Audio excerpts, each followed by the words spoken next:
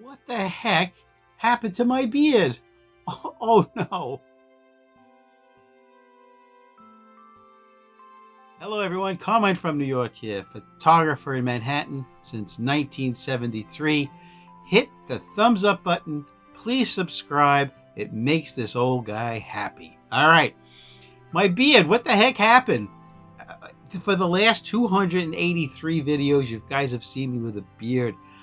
Yesterday in the heat wave, I tried to trim my beard, and of course, I had it on the wrong setting, so off it went, but it's coming back, and within a few weeks, it'll be full again.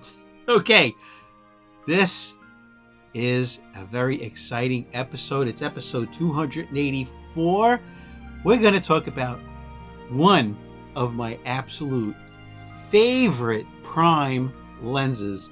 Folks, this is the Nikkor 55mm prime micro lens. That's what Nikon calls their macro lenses.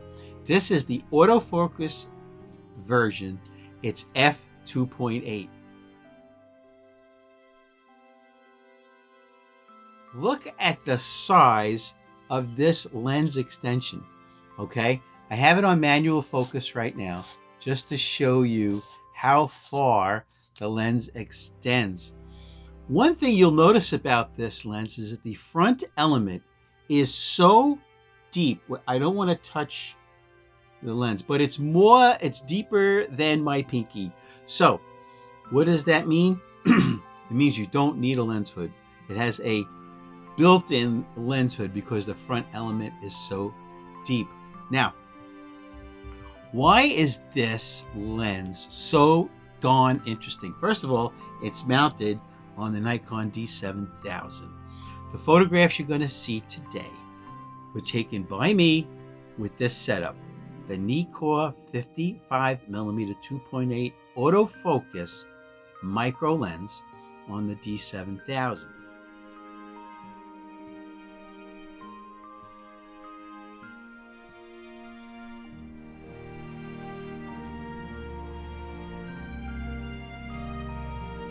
The settings were auto ISO. I used both aperture priority at f8 and shutter priority at 1/250th of a second, depending on how the light was cooperating. All right.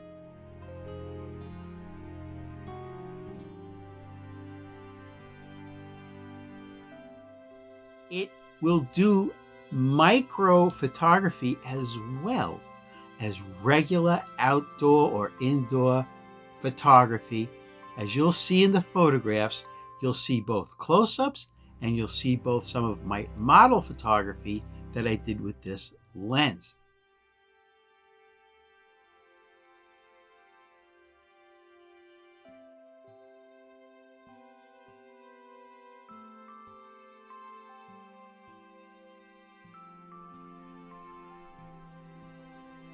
This lens was amongst the first group in 1986 of autofocus lenses that Nikon ever made. Okay, it sells used in mint condition approximately $130. This price, I've seen it go up. When I bought this version of the lens, it was only $60 a few years ago. The price has been doubling every so often for this reason. Number one, it's probably Nikon's sharpest lens. Don't believe me, just research the lens. Okay. Second reason why the price keeps doubling is this. They only made 50,000 copies of this lens in 1986 through 1989. That wasn't a long period. All right, it was only 3 years, and they only made 50,000 copies. So since 1989, let's say, they sold them all the new ones are sold, and people use them, people lose them, drop them, they get useless because of poor handling, whether from scratches or being kept in a moist, humid environment, and they get fungus and haze. All right.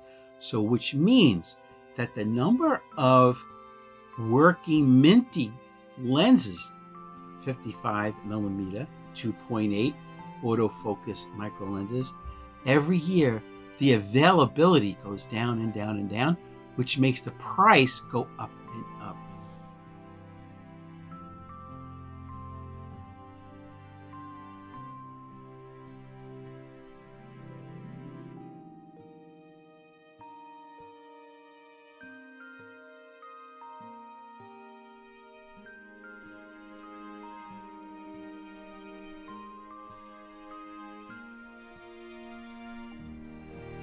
Predict that by 2025, this lens, if you can find it, will probably be $275 in used condition.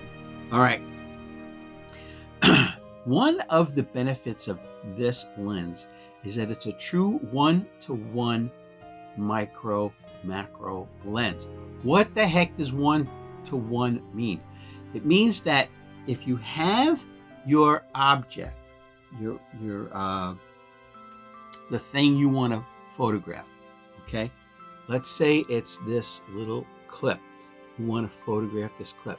What one-to-one means is that the size, the actual size of the subject or the object will be that size on the sensor or film when you photograph it. That's what one-to-one means. Now, it is true that because this is a 55 millimeter, to get one-to-one, you have to be pretty darn close to the lens, okay? It doesn't give you a lot of working room. A lot of people, including myself, have two types of macro lenses. I have the Tokina ATX 100 millimeter Pro macro lens. What that does, what 100 millimeters does, is it gives you more working distance away from the lens to put lighting or put your hand to adjust it, okay? But that doesn't mean that this 55 millimeter is any less capable, okay?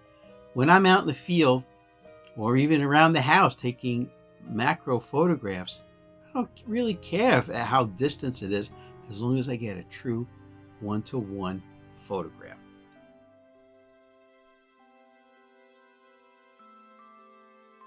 Okay. Now, it takes 62 millimeter filters, okay? I generally keep a UV filter on here, all right? But I took it off because I wanted to show you the depth of the front element. Here's the funniest thing. This lens has a metal barrel. However, Nikon put a plastic shroud around the exterior. So wherever your finger touches is plastic, but that was done for aesthetics. They felt that in the 80s, high-end electronics were going with this shiny plastic exterior. So they wanted to keep up appearances. But don't worry, underneath this plastic exterior is a solid metal barrel, okay? Which also goes to how this lens is sought after. It's rugged and it'll last you forever.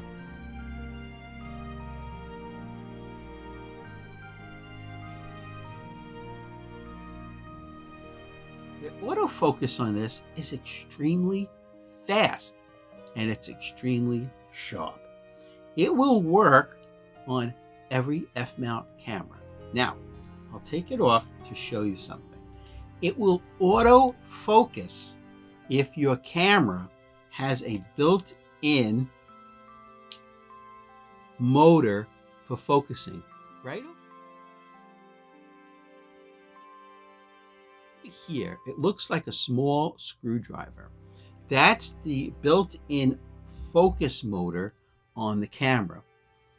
The lens, right, the 55 millimeter micro, over here, where my finger's pointing, right, over here, has a slot where that screwdriver fits into. The motor in the camera turns, the lens will focus that way, okay? Now, if you have a camera, a Nikon camera, that does not have a built-in motor, it will work absolutely fine in manual focus. And the manual focus ring is right on the front of the lens. And it's well dampened, which means when you focus, it won't drift anywhere. All right, okay? This has been class 284. Subscribe, because there's 283 other videos you need to watch to improve your photography. Remember, the foundation of this channel is great photography without spending thousands of dollars. All right, guys, Carmine from New York City saying goodbye.